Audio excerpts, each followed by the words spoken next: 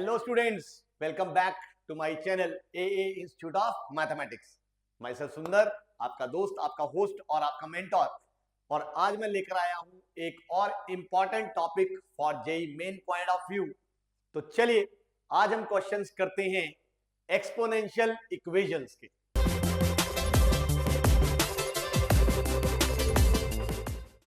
हाँ जी स्टूडेंट्स, तो ये आ गया हमारे पास आज के लेक्चर का सबसे पहला क्वेश्चन।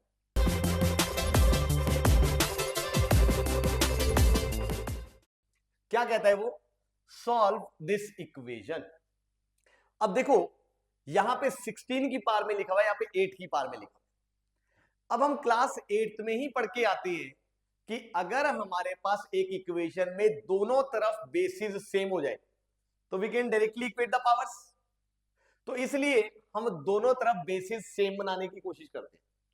अब देखो जो 16 है उसको हम लिख सकते हैं 2 की पावर 4 की होल पावर में लिखा हुआ बेटा x square plus 3x minus 1 is equal to 8 को हम लिख सकते हैं 2 की पावर 3 की होल पावर लिखा हुआ है x square plus 3x plus same base पे पावर से पावर्स मल्टीप्लाई होंगी तो 2 raise to power 4x square plus 12x minus 4 और यहां भी सेम चीज हुई तो आ गया 2 raise to power 3x square plus 9x plus 6। Now since the basis are same so equating the powers तो हमारे पास आ गया 4x square plus 12x minus 4 is equal to 3x square plus 9x plus 6। सारी terms को उठा के left पे ले आओ तो यह आ जाएगा मेरे पास 4x square minus 3x square this minus 9x होगा तो this is please plus 3x और ये प्लस 6 इधर आया तो बन गया माइनस 6 तो बन गया माइनस 10 इक्वल टू, यानी प्रोडक्ट चाहिए माइनस 10, सम चाहिए प्लस 3। तो इसके फैक्टर्स हम लोगों को दिख रहे हैं, that is x plus 5 into x minus 2 is equal to 0। करके भी देख लो, यहाँ पे आ जाएगा x square 5x minus 2x is this and minus 10, यानी x की वैल्यू आ गई बेटा माइनस 5 और x की वैल्यू आ गई 2, यानी इस इक्वेशन के जो सोल्यूशन है वो आ गए माइनस 5 और 2। तो यहां ये हमारा छोटा सा क्वेश्चन हो गया सॉल्व। आई होप क्लियर है, सिंपल सा क्वेश्चन था। तो चलिए गाइस बढ़ते हैं इसके बाद अगले सवाल पे।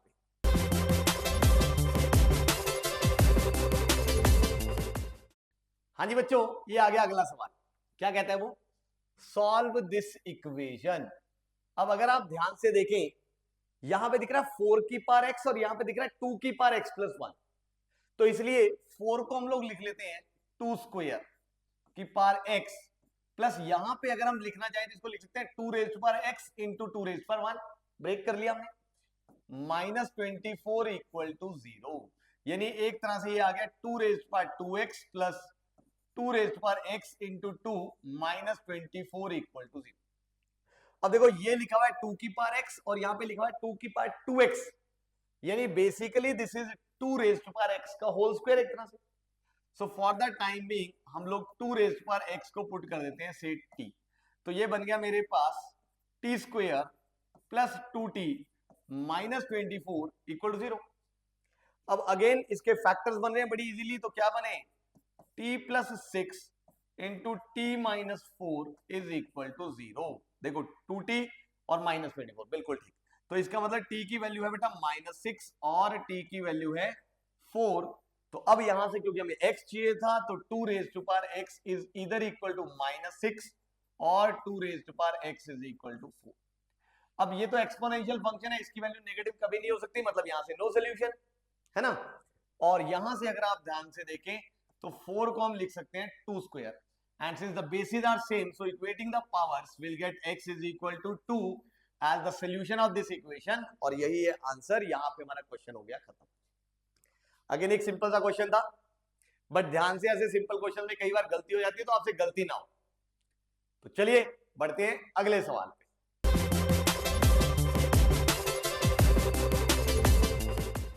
हाँ जी गाइस, ये आ गया अगला सवाल। क्या कहते हैं? Solve this equation. अब इस इक्वेशन को ध्यान से देखो कैसे सॉल्व करें।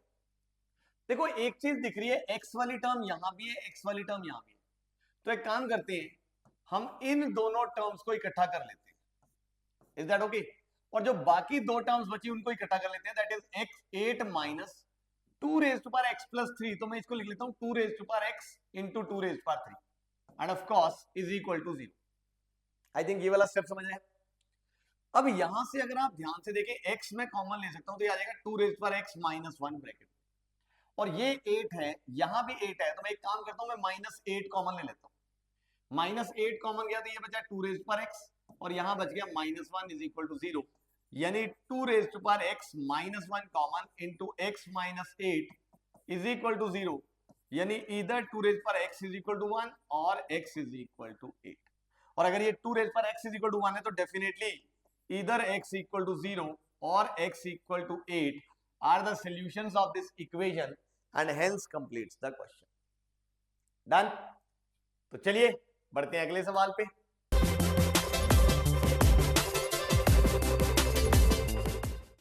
हाँ जी बच्चों, ये आ गया अगला सवाल। क्या कहता है वो? Solve this equation.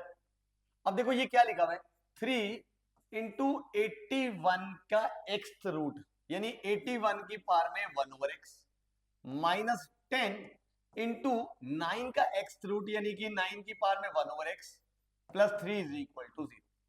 I think ये सबको नजर आ रहा है। इनफैक्ट अब अगर ये 81 है तो 81 इज 9 स्क्वायर की whole power 1 over x minus 10 into 9 की पावर में 1 over x plus 3 equal to 0। अब ये दिख रहा है कि क्योंकि सेम बेस पे पावर से तो ये आ गया 9 की पावर में 2 ओवर एक्स माइनस 10 इंटू 9 की पावर में 1 over x plus 3 is equal to 0। अब बड़ी सीधी सी बात है यार, यहाँ पे 9 की पावर आ रहा है, यहाँ भी 9 की पावर आ रहा है, तो for the time being let's do one thing, let's put 9 की power 1 over x is equal to say t। तो ये आ गया 3 इंटू, अब ये है 9 की पावर 1 ओवर एक्स का होल स्क्वायर एक तरह से, तो this is 3t square minus this is 10t plus 3 is equal to 0। तो ये बन गई एक छोटी सी क्वाड्रेटिक। सॉल्व कर लो। कैसे? इसके फैक्टर्स बन रहे हैं, दैट इज, ध्यान से देखो ये क्या बनेगा भाई, 3t minus 1 into t minus 3, देखना जरा, minus 9t minus T minus 10t, और ये बन गया प्लस 3 इज इक्वल टू 0। इसका मतलब इधर t इज इक्वल टू 1/3 और t is equal to 3, but हमें तो क्या चाहिए था, x, इसलिए 9 की पावर 1 ओवर x बेटा हम लोग कह सकते हैं कि इधर इक्वल टू 1/3 और 9 की power 1 over x is equal to 3। अब सीधी सी बात है, ये लिखा हुआ है 3 स्क्वायर की पावर में 1 over x is equal to, ये लिखा हुआ है 3 की पावर माइनस 1, यानी 3 की पावर में 2 over x is equal to 3 की पावर माइनस 1, यानी equating the powers this is equal to this, तो x की वैल्यू आ गई -2। Is that okay? अब बट यहां पे एक चीज नजर आ रही है कि अगर मैं x को -2 रख दूं तो क्या यहां से x को -2 रखा जा सकता है, क्योंकि यहां पे 1 ओवर x रूट आ रहा है, तो डेफिनेटली इसका मतलब x -2 नहीं हो सकता, यानी ये हो गया रिजेक्ट। और अगर मैं यहां पे देखूं तो दिस इज 3 स्क्वायर की power 1 over x is equal to 3 की पावर 1, यानी यहां से आ गया 3 की पावर में of course 2 over x is equal to 3 की पावर में 1, यानी equating the powers 2 over x is equal to 1, यानी कि x इज इक्वल टू 2। और क्योंकि हमें दिख रहा है कि x पॉजिटिव नंबर होना चाहिए, तो डेफिनेटली ये इसका सोल्यूशन है, that's why the solution of this equation turns out to be x equal to 2, और यहां हमारा जो सवाल है वो हो गया खत्म। आई होप क्लियर है, समझ आ रहा है? तो चलिए फिर बढ़ते हैं अगले सवाल पे।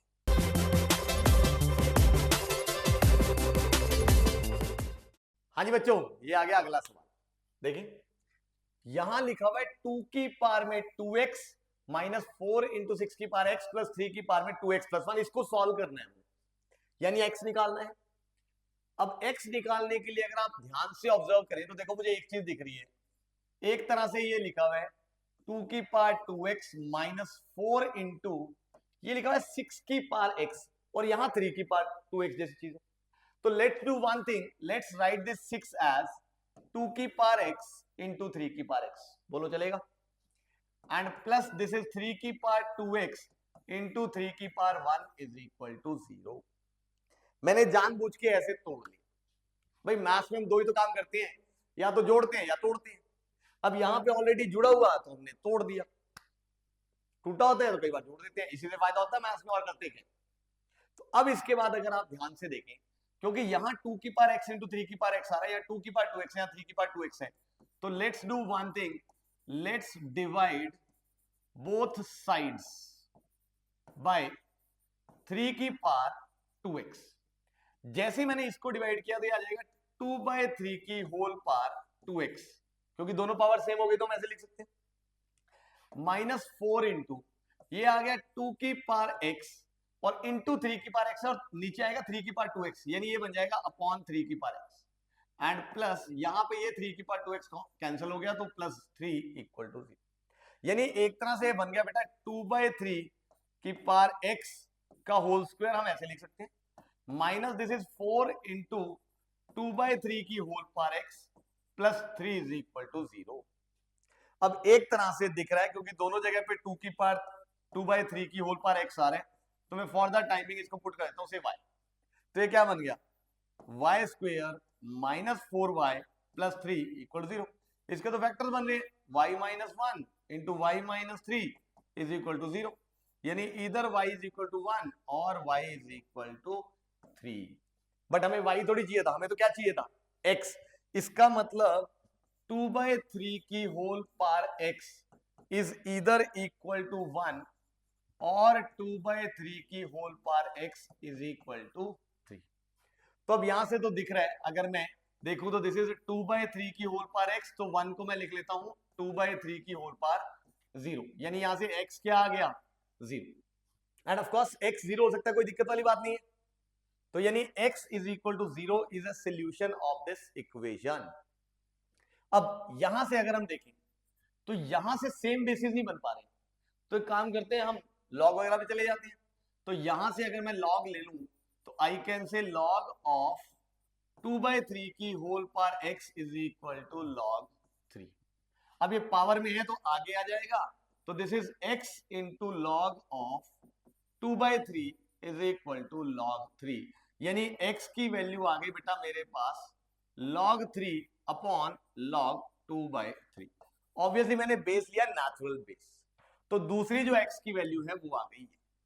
इसका मतलब एक सोल्यूशन है x इक्वल टू 0 और दूसरा सोल्यूशन है ये आई थिंक दिख रहा है सभी को, ये यही वाला है, क्योंकि बाय बेस चेंज फॉर्मूला अगर हम यूज करें तो इसको हम लिख सकते हैं log 3 टू द बेस 2/3। ये और ये तो दोनों इक्वली होते हैं, सेम ही बात होती है, पता है अपने को सबको, तो इसलिए इसी को हम लिख सकते हैं ये।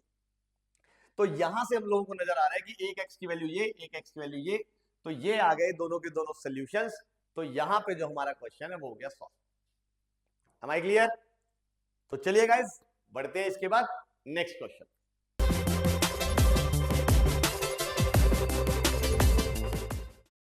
हाँ जी फ्रेंड्स, ये आ गया अगला सवाल। वो कहता है solve the equation this.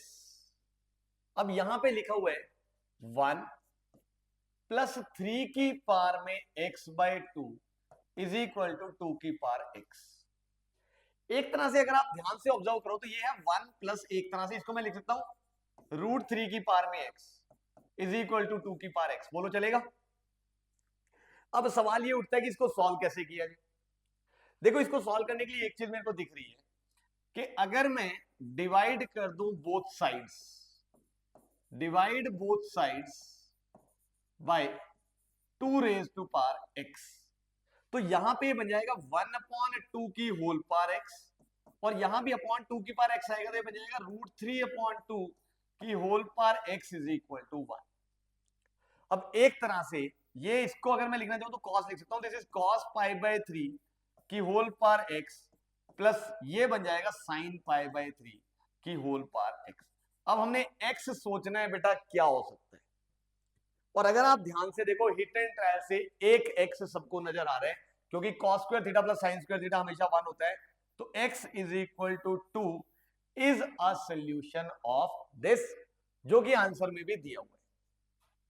But usually maximum बच्चों से यहां गलती हो जाती है कि ठीक है अब आपको आंसर थोड़ी पता होगा, मुझे तो आंसर पता था मैंने देख लिया। अब हमें पता है cos square theta plus sin square theta तो 1 होता है, बट किसी और जगह पे 1 नहीं होता, हम ये कैसे प्रूव करें? यानी x की कोई और वैल्यू नहीं है, ये कैसे चेक करें? यानी अब x इज इक्वल टू 2 पे तो ये वाली चीज ट्रू है, बट x की किसी और वैल्यू पे ये चीज ट्रू आएगी या नहीं आएगी, ये हम लोगों को देखना पड़ेगा, क्योंकि हो सकता है कि x की कोई और वैल्यू हो जाए, जैसे मान लो 1/10,000, हो सकता है उस पर भी ये चीज ट्रू हो जाए, है ना। तो अब हम कैसे चेक करें कि कोई x की और वैल्यू हो सकती है या नहीं हो सकती। उसके लिए चलो मैं एक काम करता हूं, ये जो इक्वेशन लिखी हुई है मैं इसके सॉल्यूशंस देखता हूं कि एक्चुअली होंगे कितने। तो उसके लिए मैं यूज करता हूं ग्राफ। अगर ग्राफ से मुझे ये पता लग जाए कि इस इक्वेशन के सॉल्यूशन है कितने, तो मैं कोई और वैल्यू है या नहीं इसके बारे में कुछ कह पाऊं। तो चलिए हम लोग ग्राफ बनाते हैं। एक तो हम ग्राफ बनाते हैं राइट हैंड साइड का, that is y is equal to 2 raise पर x।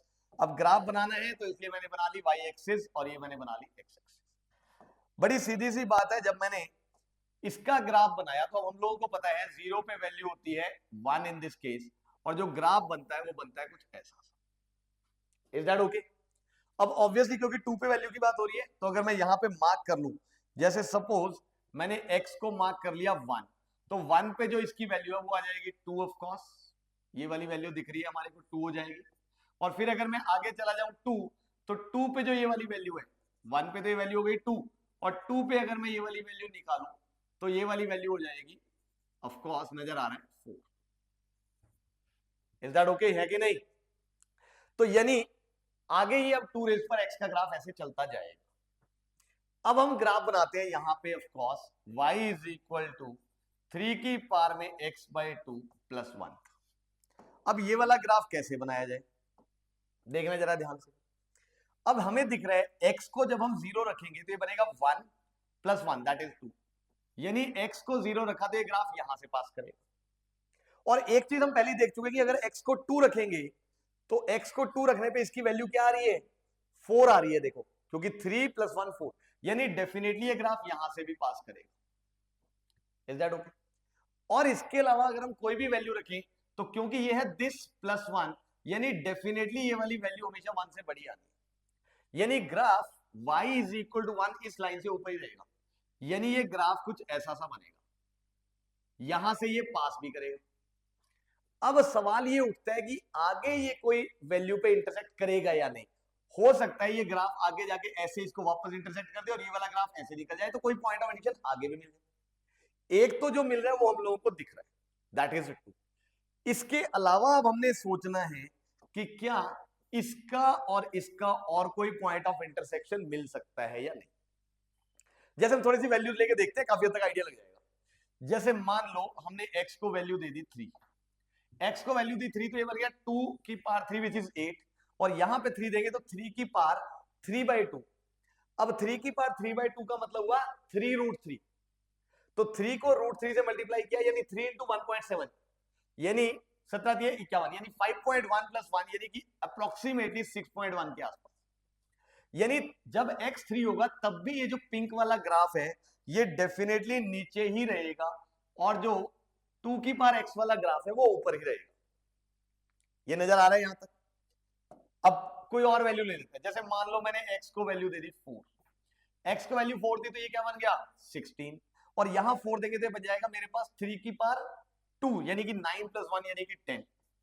तो अभी भी दिख रहा है कि ये जो पिंक वाला ग्राफ है यानी ये वाला जो ग्राफ है वो नीचे ही रहेगा, और 2 रेज़ पर x वाला ग्राफ रेड वाला ऊपर ही रहेगा। ठीक है, अब ऐसे जब हम वैल्यू बढ़ाते हैं, जैसे मान लो मैंने x को वैल्यू दे दी 10, अब x को 10 वैल्यू दे दी तो ये आ जाएगा 2 रेज़ पर 10 यानी कि 1024, जबकि ये आ जाएगा 3 की पावर 5। अब 3 की पावर 5 हमें पता है क्या होता है 243, भाई 3 क्यूब 27, 3 की पावर 4 81, 3 की पावर 5 243 प्लस 1 244। तो अभी भी दिख रहा है कि जो 2 रेज़ पर x वाला ग्राफ है वो ऊपर ही रहेगा। अब कोई और बड़ी वैल्यू लेते हैं, जैसे मान लो मैंने x की वैल्यू ले ली 100 से, बहुत बड़ी वैल्यू। अब देखें तो ये आ जाएगा 2 की पावर 100, एक बहुत बड़ा नंबर। 2 की पावर एक्सपोनेंशियली बहुत तेजी से बढ़ती है, तो ये बहुत बड़ा नंबर आने वाला है। और यहां पे अगर हम देखें तो ये आ जाएगा 3 की पावर 50 प्लस 1, ये भी बहुत बड़ा नंबर आने वाला है। बट फॉर श्योर अगर आप ध्यान से देखो तो हमें दिख रहा है 2 raise to power 100 is definitely going to be greater than 3 raise to power 50 plus 1, यानी अभी भी 2 रेज़ टू पावर x का ग्राफ जो है वो 3 raise to power x by 2 plus 1 से ऊपर ही रहने वाला है। अब कुछ बच्चे सिर खुजा रहे हैं, सर आपको कैसे पता लगा कि 2 की पावर 100 बड़ा होना है? अगर नहीं समझ आ रहा है बेटा तो बाइनोमियल का यूज कर लो। यूजिंग बाइनोमियल 3 को लिख लो 1 प्लस 2 की होल पावर 50, कंपेयर करके देख लो, आपको अपने आप दिख जाएगा। Is that okay? मैंने कंपेयर नहीं किया, मैंने वैसे बता दिया, बट आप कंपेयर कर सकते हो बाइनोमियल के। तो इस ऐसे दिख रहा है हमारे को, जैसे जैसे आप x की पावर बढ़ाते जाओगे ये ज्यादा तेजी से बढ़ेगा एज कंपेयर टू दिस, क्योंकि यहां तो हर एक में पावर में 3 की पावर में x/2 हो जाना है, तो इसलिए ये ज्यादा तेजी से बढ़ेगा एज कंपेयर टू दिस। यानी जब मैं अल्टीमेटली ग्राफ बनाऊंगा तो जो 2 रेज़ टू पावर x का ग्राफ बेटा वो ऐसे चलता जाएगा, और जो 3 रेज़ टू पावर x का ग्राफ है वो ऐसे चलता जाएगा, यानी वो हमेशा 2 रेज़ टू पावर x से नीचे ही रहेगा। और अगर हमारे पास इसका ग्राफ हमेशा नीचे ही रहना है एज कंपेयर टू दिस, तो इसका मतलब आगे जाके इन दोनों का कोई भी पॉइंट ऑफ इंटरसेक्शन नहीं मिलने वाला। तो इसका मतलब इन दोनों का जो पॉइंट ऑफ इंटरसेक्शन है वो सिर्फ एक ही मिला, वो है ये, that is x equal to 2।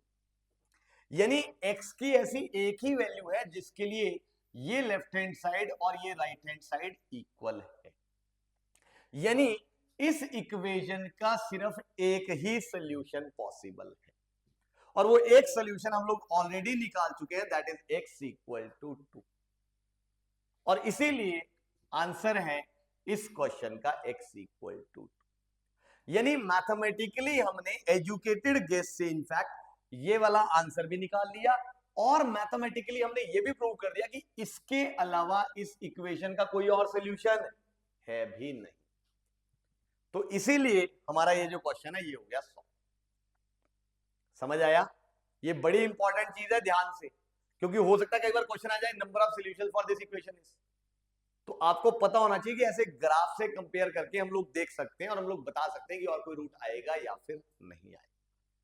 I hope clear हो गया होगा, ग्राफ का भी आइडिया लगा होगा कैसे हम लोग कंपेयर करते हैं ग्राफ पे। तो चलिए फिर बढ़ते हैं अगले सवाल पे।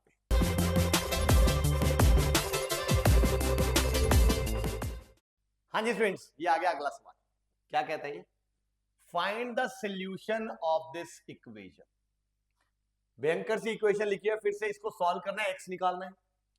देखो 2 की पावर x/2 यानी बेसिकली दिस इज √2 की पावर x, बोलो ऐसे लिख ले चलेगा।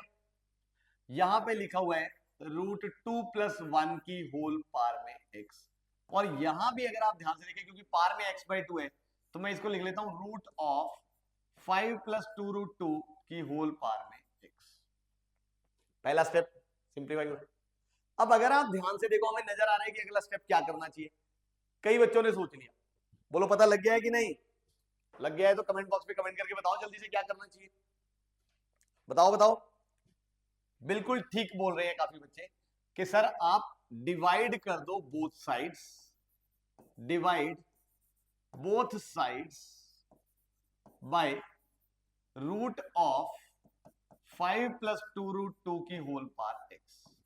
इससे डिवाइड जैसे मैंने किया था बन गया √2 अपॉन 5 + 2√2 का रूट की होल पावर x, और प्लस यहां पे आ गया √2 + 1 ओवर √5 + 2√2 की whole power x is equal to 1।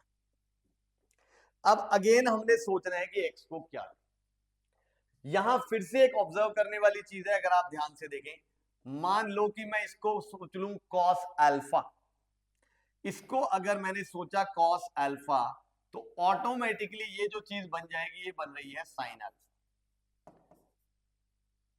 अगर ये cos अल्फा है तो ये डेफिनेटली sin अल्फा बनेगी। आप करके देखना चाहते हो करके देख सकते हो, इसमें कोई दिक्कत नहीं। यानी ये एक तरह से लिखा हुआ है cos अल्फा की power x plus sin alpha की पावर x बराबर है 1। तो यहां से हम लोगों को दिख रहा है कि x की वैल्यू डेफिनेटली क्या होनी चाहिए? 2। अब फिर कई बच्चों के मन में सवाल आया कि सर x = 2 तो ठीक है, but what about the other solution? तो अगर हमें बाकी सॉल्यूशंस चेक करने हैं तो फिर से हम किसकी हेल्प ले लेंगे? ग्राफ की। आप ग्राफ बना सकते हो इजीली इसका भी, और यहां से इसकी साइड चेंज कर दो तो 1 - दिस, बिल्कुल वैसे ही ग्राफ बनेगा जैसे मैंने ये बनाया था। और वहां से जब आप बना के देखोगे तो यू विल सी कि इन दोनों ग्राफ्स का जो पॉइंट ऑफ इंटरसेक्शन है वो एक ही आ रहा है। वो आपका काम है खुद ब खुद बनाना, मैं नहीं बना के दिखा रहा हूं, मैंने पिछले क्वेश्चन में दिखा दिया। तो जब आप वो ग्राफ बनाओगे तो आप देखोगे कि इन दोनों का जो पॉइंट ऑफ इंटरसेक्शन है वो एक ही आ रहा है। कौन कौन सा ग्राफ कह रहा हूं मैं? एक बना लो root 2 plus 1 over root of 5 plus 2 root 2 की होल पावर एक्स। एक ग्राफ बना लो इसका एंड एक ग्राफ बना लो y is equal to 1 minus root 2 upon root of 5 plus 2 root 2 की होल पावर एक्स। जब आप इन दोनों के ग्राफ्स को बनाओगे सेम स्केल पे तो यू विल सी कि इन दोनों का पॉइंट ऑफ इंटरसेक्शन अगेन एक ही आ रहा है, यानी फॉर श्योर इन दोनों का अगर पॉइंट ऑफ इंटरसेक्शन एक है तो यानी इस इक्वेशन का सोल्यूशन भी एक ही है, और वो एक सोल्यूशन हम निकाल चुके हैं, that is x equal to 2। Hence the solution of this equation is x equal to 2 and this completes the question. Clear है? इंपॉर्टेंट चीज है ये ग्राफ्स की हेल्प से करना। तो चलिए गाइस, समझ आ गया है तो बढ़ते हैं अगले सवाल पे।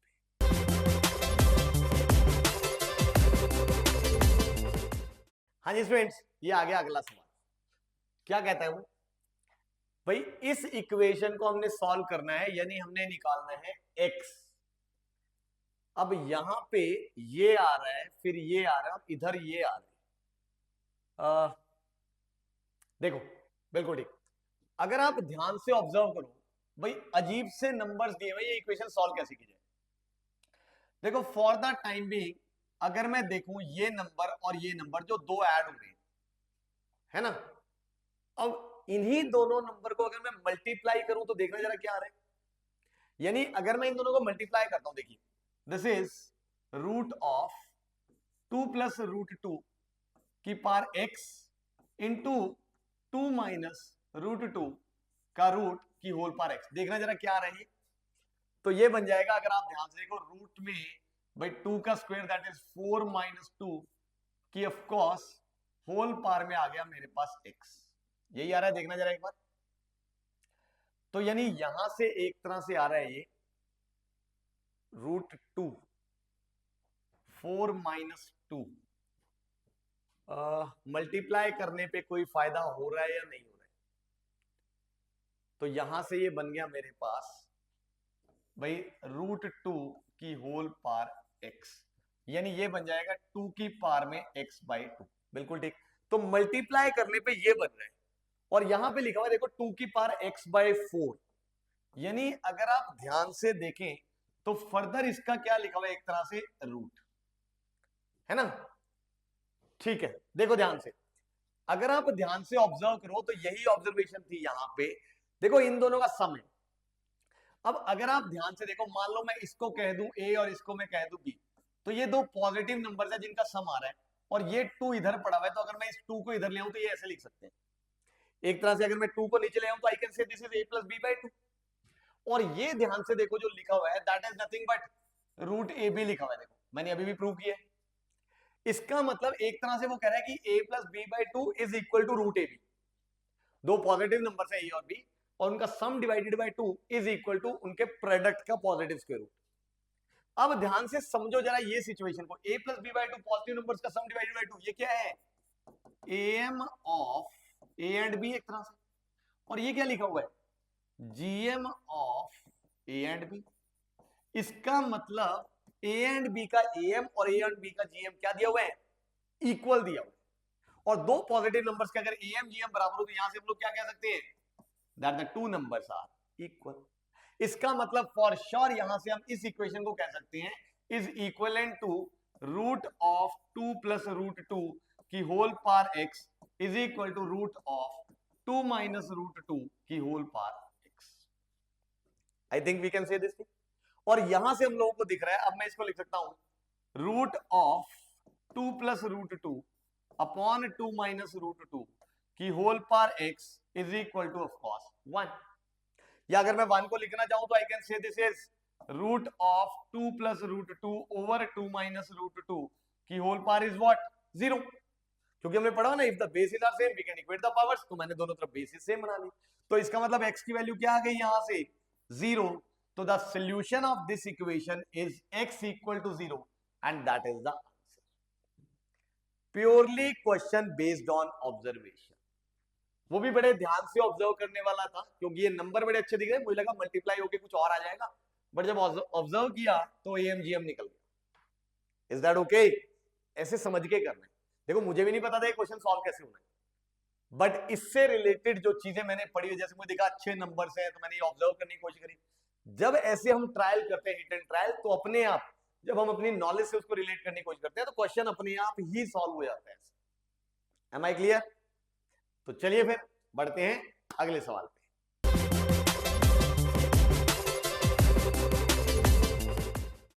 हाँ जी बच्चों, क्या आ गया अगला सवाल। अब अगले सवाल में वो क्या कहता है, find the general solution of this equation.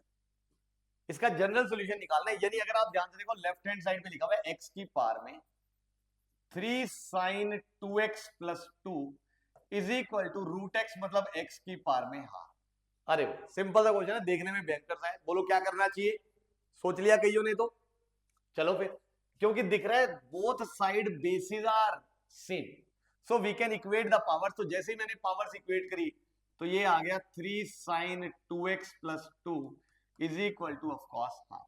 तो कुल मिला के ये इक्वेशन सॉल्व करनी है, तो यहां से दिख रहा है भाई 3 sin 2x जो है वो आ गया half minus 2 which is minus 3/2, यानी sin 2x की वैल्यू आ गई बेटा मेरे पास माइनस हाफ। तो इस इक्वेशन का मैंने जनरल सोल्यूशन लिखना है। आई थिंक लिखना आता है sin theta is equal to minus half का सोल्यूशन, तो that is sin theta is equal to, इसको हम क्या लिखेंगे, sin ऑफ माइनस π/6, है ना। और यहां से अब हमें दिख रहा है कि इसके सोल्यूशन होते हैं 2x is equal to n pi plus minus 1 raise to power n into minus π/6। तो यहां से हम लोगों को दिख रहा है कि x आ गया भाई n π/2 माइनस माइनस 1 की power n into π/12, where of course n belongs to set of integers. तो यहां पे जो हमारा सवाल है वो हो गया सॉल्व, और आंसर अगर आप देखो n π/2 माइनस दिस माइनस π/12, तो बिल्कुल ठीक है। ट्रिग्नोमेट्रिक इक्वेशन का सोल्यूशन आ गया, जनरल सोल्यूशन पढ़े हुए ना हमने, आई थिंक ऑफ कोर्स हमारे सीबीएसई वाले पार्ट में नहीं है, बट आगे हम ये पढ़ते हैं ये ट्रिग्नोमेट्रिक इक्वेशंस को कैसे कैसे सॉल्व किया जाता है, इससे रिलेटेड रिजल्ट्स होते हैं, एक साइन का, एक कॉस का और एक टैन का। याद है ना आप सभी को? नहीं याद है तो एक बार रिवाइज कर लो। चलिए, याद है? बहुत बढ़िया। चलो फिर इंतजार किस बात का है, बढ़ते हैं अगले सवाल पे।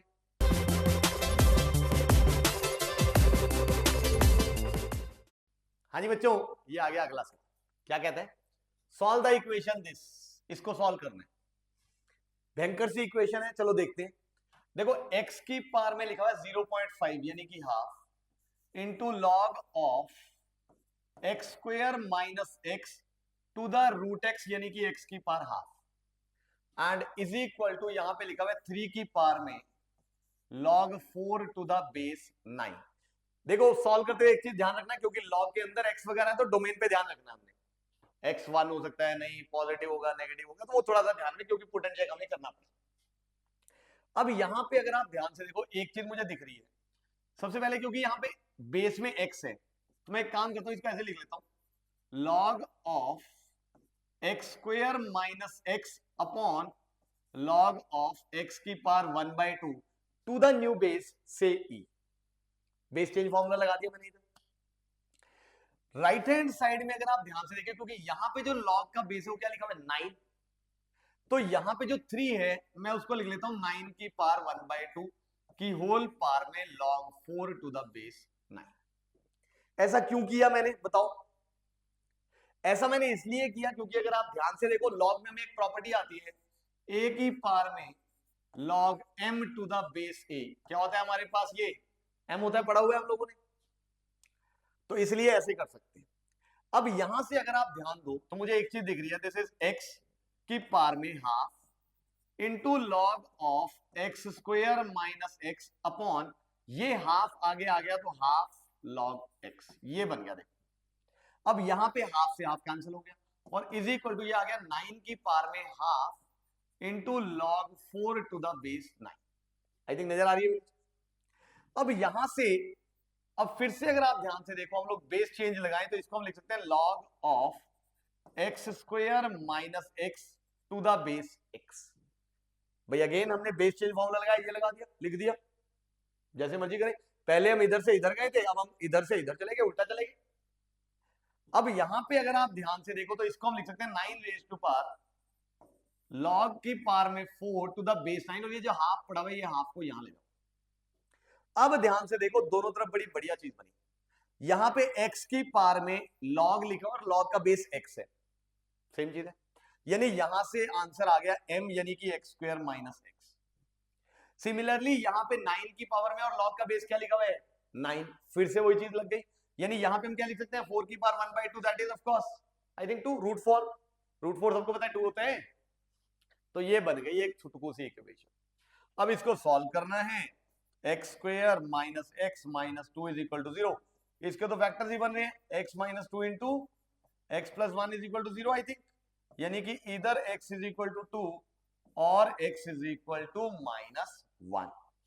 बट ध्यान से, क्योंकि लॉग इन्वॉल्व है इसलिए डोमेन पे नजर रखनी है, तो x को जब हमने पुट करके चेक किया, देखो कहीं पे कोई दिक्कत आएगी नहीं आएगी, मतलब ये एक्सेप्ट हो गया। और जब हमने x को -1 देखा, तो क्योंकि रूट के अंदर -1 नहीं हो सकता, तो ये वाली वैल्यू रिजेक्ट हो गई, तो इसलिए the only possible solution for this equation is x equal to 2, that is the answer and hence completes the solution. Got it? समझ आ गया? देखो बढ़िया क्वेश्चन था, लॉग एक्सपोनेंशियल सब कुछ साथ ही यूज होगा ना। तो चलिए, आई होप समझ आ गया होगा अच्छे से। तो अब हम बढ़ते हैं इसके बाद अगले सवाल पे।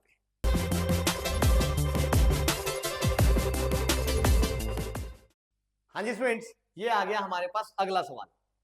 अब क्या कहता है इसमें, find all real number satisfying this equation. Equation को ध्यान से देखो, देखने में बड़ी खतरनाक सी इक्वेशन दी हुई है, बट एक्चुअली ये खतरनाक है नहीं। कैसे? अगर तुम ध्यान से ऑब्जर्व करो, मान लो मैं इस क्वांटिटी को a पुट कर दूं, तो ये लिखा हुआ है a क्यूब, प्लस अगर तुम इस क्वांटिटी को पुट कर दो b, तो ये लिखा हुआ है b cube is equal to, ध्यान से ऑब्जर्व करो, अब इसको अगर मैं लिखना चाहूं तो I can say this is 9 raise to power t minus 3 plus this is 3 raise to power t minus 9 का होल क्यूब। बोलो लिखा हुआ है कि नहीं? यानी एक तरह से ये लिखा हुआ है मेरे पास a प्लस बी का होल क्यूब। बोलो है कि नहीं? अब अगर आप ऑब्जर्व करो तो a प्लस बी का होल क्यूब तो अपने को पता होता है, that is a cube plus b cube plus 3ab into a plus b, यानी ए क्यूब से ए क्यूब किया, बी क्यूब से बी क्यूब किया, तो ये आ गया मेरे पास a b into a plus b is equal to 0। Of course 3 को भी मैंने डिवाइड कर दिया, यानी इस चीज को सिंप्लीफाई करके हम लोग ये वाली चीज लिख सकते हैं। बोलो हाँ कि नहीं? समझ आया? तो चलिए, अब a क्या है यहां पे, a है मेरे पास से 3 की power t minus 9 into b है मेरे पास 9 की पावर t माइनस 3, और a प्लस बी है मेरे पास 9 की पावर t प्लस 3 की power t minus 12 equal to 0। अब तीन फैक्टर्स का प्रोडक्ट इज इक्वल टू 0, इसका मतलब इधर दिस इक्वल टू 0 और दिस इक्वल टू 0 और दिस इक्वल टू 0, यानी 9 raise to power t plus 3 raise to power t minus 12 equal to. अब ये तीन इक्वेशन बन गई। अगर आप ध्यान से देखो, 3 की पावर t 9 के बराबर है, यानी कि 3 की पावर t जो है वो 3 स्क्वायर है, यानी t की पावर 2, तो एक वैल्यू आ गई t की पावर 2, और दिख रहा है यहाँ पे डोमेन का कोई झगड़ा नहीं है, तो एक सोल्यूशन मिल गया t इज इक्वल टू 2। और अब 9 की power t is equal to आ गया 3, क्योंकि इधर 9 लिखा हुआ है, तो एक काम करते हैं हम 3 को क्या लिख लेते हैं भाई, 9 की पावर 1/2, बिकॉज 9 इज 3 स्क्वायर, तो 3 की पावर 2 की होल पावर 1/2, बोलो 3 बन गया। यहां भी सेम बेसिस है, इक्वेटिंग द पावर्स, तो t की वैल्यू आ गई हाफ, अगेन एक और वैल्यू आ गई t की हमारे पास। अब सवाल उठता है इसको कैसे सॉल्व किया जाए। ये है 3 की पावर 2, यानी 3 की पावर 2 की होल पावर t, यानी कि 3 की पावर 2t प्लस 3 की power t minus 12 equal to 0। नजर आ, यानी अगर मैं फॉर द टाइम भी 3 की पावर t को पुट कर दूं, मान लीजिए x, तो ये क्या लिखा हुआ है ध्यान से देखो, this is x square plus x minus 12 equal to 0। बोलो ये जो इक्वेशन है वो ये बन गई। ये तो छोटी सी क्वांटिटी की इक्वेशन बनी, इसके तो फैक्टर्स दिख रहे हैं, that is x plus 4 into x minus 3 is equal to 0। यानी इधर x इज इक्वल टू -4 और x is equal to 3।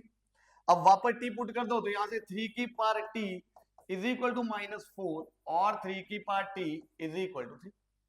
Obviously क्योंकि एक्सपोनेंशियल फंक्शन है, इसकी वैल्यू नेगेटिव तो हो ही नहीं सकती, तो यहां से तो नो सोल्यूशन। और यहां से अगर हम देखें तो इक्वेटिंग द पावर्स t क्या आ गया मेरे पास 1, यानी यहां से कुल मिला के सोल्यूशन आ गए 2, 1/2 एंड 1। तो these are the solution of this equations, और ये रहा हमारे पास आंसर। तो हमारा क्वेश्चन हो गया है पूरी तरह से सॉल्व। समझ आया? तो देखने में भयंकर था, बट जिसने ये ऑब्जर्वेशन कर ली उसका क्वेश्चन यूं चुटकियों में सॉल्व हो गया। तो इसलिए ध्यान से अच्छे क्वेश्चन में हमेशा ऑब्जर्वेशन करनी है, हमेशा अपनी ऑब्जर्वेशन को इंप्रूव करते हुए चलना है, ताकि हमारे जो अच्छे अच्छे क्वेश्चन है वो भी बहुत इजीली सॉल्व हो पाए और ये चुटकियों में सॉल्व हो पाए। तो चलिए, आई थिंक एक्सपोनेंशियल इक्वेशंस के जितने भी क्वेश्चंस थे आपको अच्छे से समझ आ गए होंगे, और इससे आपने एक्सपोनेंशियल फंक्शंस के बारे में उनको इन्वॉल्व करती हुई जो इक्वेशंस है उनको काफी अच्छे से सीख लिया होगा। तो चलिए, इसी उम्मीद के साथ कि ये लेक्चर भी आपके लिए काफी हेल्पफुल रहा होगा, आपने काफी कुछ नया सीखा होगा, काफी कुछ आपने पढ़ा होगा, ऑफ कोर्स कुछ नई चीजें सीख ली होगी। तो इसी उम्मीद के साथ अब मैं आपसे विदा लेता हूं और मिलता हूं नेक्स्ट लेक्चर में, जहां हम लोग डिस्कस करेंगे ऐसे ही एक्सपोनेंशियल फंक्शंस को इन्वॉल्व करती हुई इनइक्वालिटीज के बारे में। तो चलिए guys, see you all in the next lecture.